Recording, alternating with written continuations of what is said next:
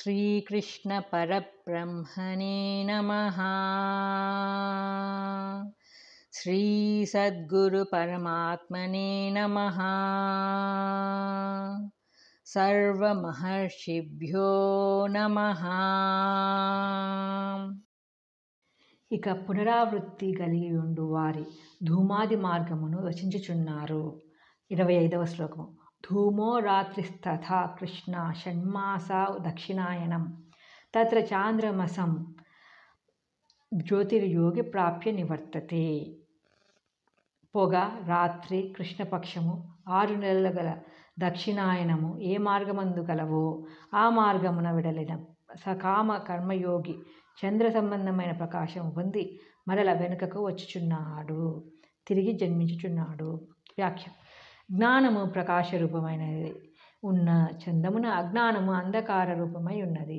అట్టి అంధకార మార్గమున జనువాడు మరల జన్మించును, మరల సంసార చక్రమును తగులుకొనును. ఇచ్చట యోగి అనగా ఫలాపేక్షతో కూడుకొనిన కర్మలను ఆచరించువాడని అర్థము. ఆత్మజ్ఞానము లేమిచే అతడు మరల జన్మించును. అజ్ఞానాంధకారమును సూచించుటకు ఇచ్చట కొన్ని పదార్థములు తెలుపబడినవి. అవి ఏవి అనిన పొగ, రాత్రి, కృష్ణపక్షము, దక్షిణాయనము. ఇందు మొదటి 3ను అంధకార సూచకములై ఉన్నవి. 4వది అధో మార్గమును సూచించుచున్నది. ఇట్టి అంధకార మార్గము గుండా చెనువాడు అనగా ఆత్మజ్ఞానము లేనివాడు అతని కర్మననుసరించి చంద్రలోకమున్నగు వానిని పొంది మరల కొంతకాలమునకు భూలోకమున జన్మించును. క్షీణే పుణ్యే మర్త్యలోకం విశంతి. పైన తెలిపిన దక్షిణాయనము అవిద్యావశమున జీవునకు కలుగు అధోదృష్టిని తెలుపుచున్నది. పై శ్లోకములందలి ఉత్తరాయణ దక్షిణాయన పదములకు అంతరార్థమును కూడా గైకొనుట ఉత్తముగా తోచుచున్నది. ఏలైనా మహనీయులు ఎందరో దక్షిణాయనమును కూడా దేహమును వీడుచున్నారు. మూర్ఖులెందరో ఉత్తరాయణ కూడా దేహమును వదులుచున్నారు. బాహ్యార్థమును మాత్రము గైకొనినచో దక్షిణాయనమున దేహమును వీడు జ్ఞానులు తిరిగి జన్మించుదురనియు, ఉత్తరాయణమున దేహమును వదులు మూఢులు జన్మరాహిత్యమును పొందుదురని చెప్పవలసి వచ్చును. అది కేవలము సత్య దూరమే అగును. కాబట్టి ఉత్తరాయణ దక్షిణాయనములకు ఉత్తర మార్గము దక్షిణ మార్గములని కూడా అని కానీ జ్ఞాన అజ్ఞానములని కానీ కూడా అర్థము చెప్పుట సమంజసముగా తోచుచున్నది. ప్రశ్న. సకామకర్మ యోగి లేక అజ్ఞాని ఏ మార్గము గుండా చెడును? ఉత్తరము. పొగ, రాత్రి, కృష్ణపక్షము, దక్షిణాయనము అనునవి కల అంధకార మార్గము గుండా చెడును. ప్రశ్న. అతనికి జన్మరాహిత్యము కలుగునా? ఉత్తరము. కలుగదు, అతడు తిరిగి జన్మించియే తీరును. ప్రశ్న. కాబట్టి ఫలితాంశమేమి? ఉత్తరము. ఆత్మజ్ఞానమును పొంది ఊర్ధ్వ మార్గమును జని పునరావృత్తి రహిత శాశ్వత పదవి నొందుట ఏముయుక్తము? పై విషయమునే స్పష్టీకరించుచున్నారు. 26వ శ్లోకము. శుక్లకృష్ణే గతిహ్యేతే జగతః శాశ్వతే మతే ఏకయా యాత్యనావృత్తిం అన్యయా వర్తతే పునః. ఈ శుక్లకృష్ణ మార్గములు రెండును జగత్తునందు శాశ్వతముగా నుండునవిగా తలంపబడుచున్నవి. అందు మొదటి దానిచే జన్మరాహిత్యమును, రెండవ దానిచే మరల జన్మమును మనుజుడు పొందుచున్నాడు. వ్యాఖ్య. లోకములో 2 మార్గములు కలవనియు, ఒకటి మనుజుని ఊర్ధ్వముగా కొనిపోవుటనియు, మరి ఒకటి అధఃపతమును కలగజేయుననియు ఇచ్చట పేరు చెప్పబడినది. ప్రకాశ రూపముగు జ్ఞాన మార్గమును అనుసరించి వాడు జన్మరాహిత్యమును పొందుననియు, అంధకార రూపముగు అజ్ఞాన మార్గమును అనుసరించి వాడు మరల జన్మమును పడయుననియు, సంసారమున పడి పుట్టుచూ చచ్చుచూ నుండుననియు వచింపబడినది. ఈ ప్రకారముగా ఒకటి ముక్తిని మరి ఒకటి బంధమును కలగచేయును. కాబట్టి జనులు తమ విజ్ఞతను ఉపయోగించి శ్రేయోదాయకమగు మొదటి మార్గముని అనుసరించి బంధకరమగు రెండవ మార్గమును త్యజించవలెను. ప్రశ్న. ప్రపంచంలో ఎన్ని మార్గములు కలవు? అవి ఏవి? ఉత్తరము. 2 మార్గములు కలవు. ఒకటి ప్రకాశ రూపమగు ఉత్తరాయణ మార్గము జ్ఞాన మార్గము, 2 అంధకార రూపమగు దక్షిణాయన మార్గము అజ్ఞాన మార్గము. ప్రశ్న. కాబట్టి విఘ్నుడగు వాడు ఏమి చేయవలెను? ఉత్తరము. మొదటిది యగు ప్రకాశ మార్గమును అనుసరించి రెండవది యగు అంధకార మార్గమును త్యజించవలెను. ఈ రెండు మార్గములను గూర్చి ఎరింగిన వానిని సంస్తుతించుచు యోగివి కమ్మని అర్జునునకు హితము చెప్పుచున్నారు. 27వ శ్లోకము. నైతే శృతి పార్థ జ్ఞానయోగి ముహ్యతి కశ్చన తస్మాత్ సర్వేషు కాలేషు యోగయుక్తో భవార్జున. ఓ అర్జున, ఈ రెండు మార్గములను ఎరుగున్నట్టి యోగి ఎవడును ఇక మోహమును పొందడు. కాబట్టి నీవెల్ల కాలమందును దైవయోగయుక్తుడవు కమ్ము. వ్యాఖ్య. పైన తెలిపిన ప్రకాశరూపమగు ఊర్ధ్వ మార్గమును అంధకార రూపమగు అధో మార్గమును రెండిటినీ ఎరింగిన యోగి ఎవడును ఇక మోహమును చెందనేరడని వచింపబడినది. అనగా అట్టివాడు మరల ఎన్నటికి అంధకార రూపమగు అజ్ఞాన మార్గమును చేపట్టడనియు ప్రకాశ రూపమగు జ్ఞాన మార్గమునే చేపట్టుననియు భ్రమయందెన్నటికి పడయడనియు భావము.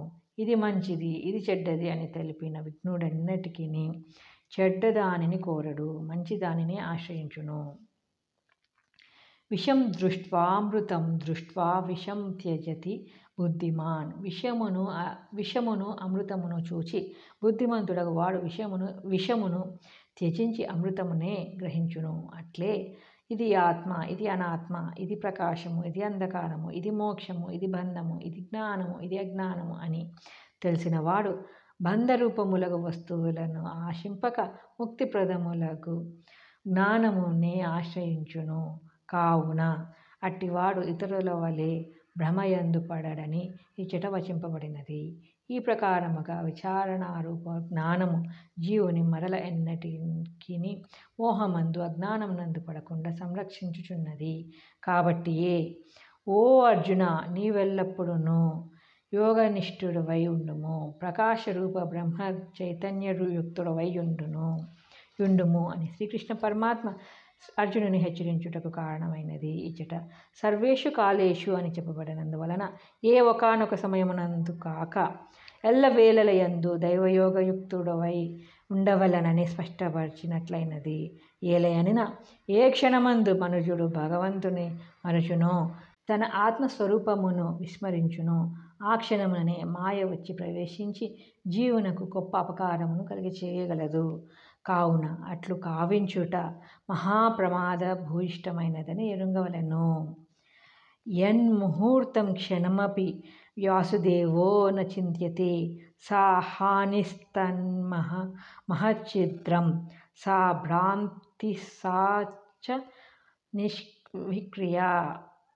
ఏ క్షణమందు వాసుదేవుని గురించి చింతన జరగదో ఆ క్షణమే గొప్ప హానియు మహాదోషమును భ్రాంతియు వికారమును అగును. ప్రకాశము యొక్క అభావమే అంధకారము, దైవ విస్మృతియే మాయకు పట్టు. కనుకనే నీవెల్ల కాలములను దైవయోగము పరుడవై ఉండుము అని భగవానుడు అర్జునుని హెచ్చరించుటకు కారణమైనది. అత్తరి ఇక మాయ జొరబడుటకు జీవుని ఆక్రమించుటకు అవకాశమే లేకుండును. యోగయుక్తో భవ. యోగమనగా ఐక్యము, మనస్సును ఆత్మతో ఐక్యము పరచుటయే యోగము. ధ్యానము ద్వారా లేక జ్ఞానము ద్వారా లేక భక్తి ద్వారా లేక ఏ ఇతర మార్గము ద్వారా మనస్సును సాక్షిగా ఆత్మస్వరూపమునందు లయమనర్చుటయే యోగము. అట్టి యోగమే నిరంతరము కలిగి ఉండులాగున ఇచ్చట బోధింపబడినది. ప్రశ్న. ఎట్టివాడు ప్రపంచమున మాయ భ్రమందు పడకుండును?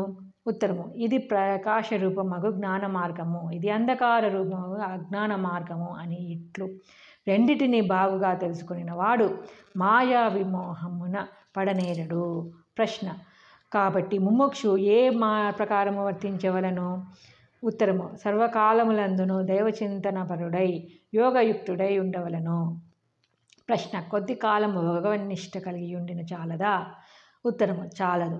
ఎల్లకాలములందును అట్టి దైవనిష్ట ఉండవలను. ఏలైనా మాయ మహాప్రమాదకరమైనది. యోగి యొక్క సర్వోన్నత స్థితిని, ఆ యోగము యొక్క అపార ఫలితమును తెలియజేయుచున్నారు. 28వ శ్లోకము. వేదేషు యజ్ఞేషు తపస్సు చైవ దానేషు యత్ పుణ్యఫలం ప్రతిష్టం అత్యేతి తత్సర్వమిదం విదిత్వా యోగి పరం స్థానుపైతి చాద్యం. యోగి అయిన వాడు దీనిని ఈ అధ్యాయమున చెప్పబడిన అక్షర పరబ్రహ్మతత్వము ఉన్నగు వానిని ఎరింగి వేదములందును యజ్ఞములందును దానములందును తపస్సులందును ఏ పుణ్యఫలము చెప్పబడి ఉన్నదో దానినందును అతిక్రమించుచున్నాడు. దానిని మించిన పుణ్యఫలము పొందుచున్నాడు మరియు అనాదియగు సర్వోత్తమ స్థానమును పొందుచున్నాడు. వ్యాఖ్య: ఈ అధ్యాయం నందు చెప్పబడిన అక్షర పరబ్రహ్మతత్వము ఎంగిన వాడు ఎట్టి మహత్తర పుణ్యఫలమును పొందగలడో, ఎట్టి సర్వోన్నత స్థానము అలంకరించగలడో ఇచ్చట వచింపబడినది. వేదాధ్యయనము వలన, యజ్ఞాచరణ వలన, తపక్రియల వలన, దానములు చేయుట వలన జీవునకు ఎంతటి పుణ్యము కలుగునో దానికంటే అధికతరమగు పుణ్యమును పరబ్రహ్మతత్వం నెరింగిన యోగి పొందుచున్నాడని ఇచ్చట స్పష్టముగా చెప్పివేయబడినది. దీనిని బట్టి అన్ని పుణ్యములలోనూ అత్యధికమైనది ఏదియో, దీనిని ఆశ్రయించినచో పుణ్యములన్నిటి యొక్క పరాకాష్ఠను జీవుడు పొందగలడో ఇచ్చట నిరూపింపబడినట్లయినది. ప్రపంచమున పరబ్రహ్మ వస్తువు ఒకటియే సత్యమైనది. తదితరములన్నీయు నిత్యాభూతములు కావున సత్యవస్తువును ఆశ్రయించిన వారికి పరిపూర్ణముగు పుణ్యఫలము లభించగలదు. వేదముల వలన, యజ్ఞముల వలన, తపస్సుల వలన, దానముల వలన కొంత పుణ్యము జీవునకు లభించుచునే ఉన్నది. కానీ పరమాత్మను ధ్యానించు యోగి లేక ఆత్మ బ్రహ్మ జ్ఞానము కలిగియుండు యోగి వానినన్నిటినీ దాటివేయుచున్నాడు. ఆత్మప్రాప్తిచే అతడు అనంత పుణ్యమును సంపాదించుచున్నాడు.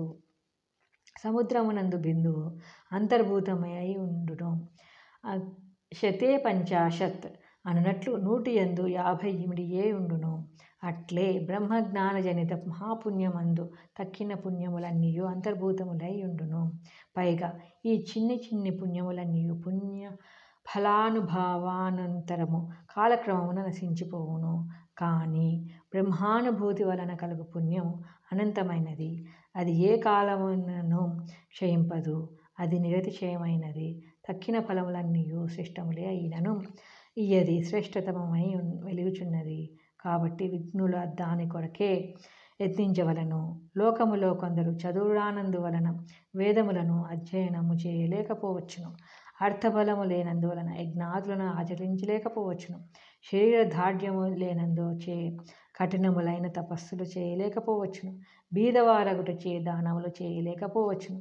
ఇక అట్టి వారికి పుణ్యప్రాప్తికై మార్గమేది? వారు దిగులు పడవలసినదేనా? కాదు. వాని అన్నిటినీ మించిన పుణ్యమును సంపాదింపగలుగు ఉపాయము భగవానుడు ఇచ్చట కరుణతో ఉపదేశించిరి. అది ఏ పరమాత్మ ధ్యానము, బ్రహ్మ విజ్ఞానము. దానికి చదువులతో కానీ, తపస్సులతో కానీ, యజ్ఞములతో కానీ, దానములతో కానీ పని లేదు. మనశ్శుద్ధియే, హృదయ పవిత్రతయే, నిర్మల భక్తియే దానికి కావలసినది. అది కలవారు ఆత్మ జ్ఞానప్రాప్తి ద్వారా తక్కిన పుణ్య ఫలములన్నిటినీ దాటివేచుదురు. దీని అర్థము పైన తెలిపిన దానాదులను, వేద పఠనాదులను ఉపేక్షించవలనని కాదు. వానిని నిష్కామముగా ఆచరించుచు క్రమముగా చిత్తశుద్ధిని బడిసి తద్వారా ఆత్మానుభూతిచే మహాపుణ్యమును పొందవలననియే. ఇంతియే కాదు, అట్టి బ్రహ్మతత్వము నెరింగి యోగి అధ్యమై సర్వోత్తమ స్థానమున అయినట్టి సాక్షాత్ బ్రహ్మమునే పొందుచున్నాడని ఇచ్చట వచింపబడినది. బ్రహ్మవేత్త బ్రహ్మస్వరూపుడే అగునని శృతి భగవతియు పలుకుచున్నది. పరం స్థానం అని చెప్పుట వలన ప్రపంచమున గల అన్ని పదవుల కంటేనో స్థానముల కంటేనో బ్రహ్మ పదవి సర్వోత్తమమైన పదవని తెలుచున్నది. తక్కిన పదవులు, స్థానములు, సంపదలు క్షయిష్టములు, దేశకాలాధీనములు, దేహ వియోగముచే వియోగమును పొందునవి. కానీ బ్రహ్మపదవి ఆత్మస్థానము అట్టిది కాదు. అది శాశ్వతమైనది. కనుకనే పరం స్థానం అని భగవానుడు దానిని గూర్చి వర్ణించిరి. కాబట్టి ముముక్షులకు వారు చిన్ని పుణ్యములతో సంతృప్తి నొందక పుణ్యనిధి ఫౌంటైన్ ఆఫ్ వర్చ్యూ అయి మహోత్తర స్థానమై అలరారుచుండు. ఏ బ్రహ్మ పదవి కలదో, ఏ ఆత్మస్థానము కలదో దానిని భగవానుడు గీతయందు తెలిపిన అభ్యాసముల ద్వారా పొంది మానవ జీవితమును సార్థకము చేసుకొనవలెను. యోగి, యోగమనగా జీవుని భగవంతునితో చేర్చు మార్గము. అది నిష్కామ కర్మ అయినను, భక్తి అయినను, ధ్యానమైనను, జ్ఞానమైనను సరియే. దేనిని అనుసరించినను అతడు యోగియే అగును. ఈ శ్లోకము ద్వారా వేదములు, యజ్ఞములు, తపస్సులు, దానములు వీని అన్నిటికంటే బ్రహ్మజ్ఞానము, ఆత్మానుభవము శ్రేష్టమని, సర్వోత్తమమని స్పష్టమగుచున్నది. కావున ప్రారంభ స్థితిలో ఆ తపోదానాదులను ఆశ్రయించినను వానితో తృప్తి నొందక ఇంకను పైకి పోయి క్రమముగా చిత్తశుద్ధి ద్వారా ఆత్మజ్ఞానమును, బ్రహ్మానుభూతిని పಡೆయవలెను. ప్రశ్న: అక్షర పరబ్రహ్మము తెలుసుకొనిన వాడు ఎట్టి పుణ్యమును బడియును? ఉత్తరము: వేదశాస్త్రాద్యుల అధ్యయనము చేయుట చేతను, యజ్ఞాదులను ఆచరించుట వలనను, తపస్సులను సల్పుట వలనను, దానములను గావించుట వలన ఏ పుణ్యఫలములు జీవునకు లభించునో బ్రహ్మవేత్తకు వాని అన్నిటినీ మించిన పుణ్యఫలము కలుగును. ప్రశ్న: పరబ్రహ్మ ఎట్టిది?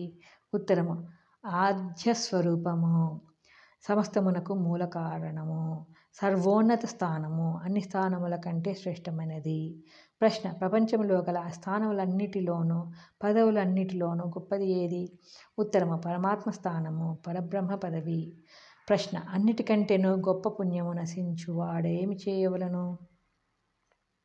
ఉత్తరము: చిత్తశుద్ధి కలిగి పుణ్యనిధి అగు పరమాత్మను ఆశ్రయించవలెను.